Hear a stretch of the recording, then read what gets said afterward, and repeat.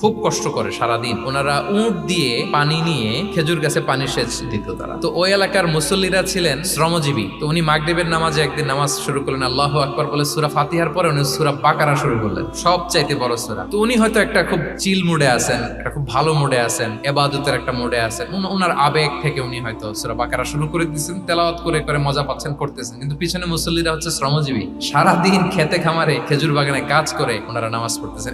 একদল তো নামাজ ছেড়ে দিচ্ছে, ছেড়ে দিয়ে নিজেরা নামাজ পড়ে আল্লাহর হাবিব সাল্লাল্লাহু আলাইহি ওয়াসাল্লামের কাছে যে বিচার দিলেন, যে রাসূলুল্লাহ দেখেন এমন একজনকে ইমাম হিসেবে পাঠালেন, উনি মাগরিবের নামাজ শুরু করছে সূরা বাকারা দিয়ে। আমরা হচ্ছে শ্রমজীবী মানুষ, আমরা কি পারি এত সময় দাঁড়িয়ে থাকতে? রাসূল সাল্লাল্লাহু আলাইহি ওয়াসাল্লাম খুব রেগে গেলেন। মুআয ইবনে জাবাল রাদিয়াল্লাহু তাআলা ওনাকে ডেকে পাঠালেন। ডেকে কি শব্দ ইউজ করছে জানেন? হে মুআয, তুমি কি সমাজে ফিতনা ছড়াচ্ছ?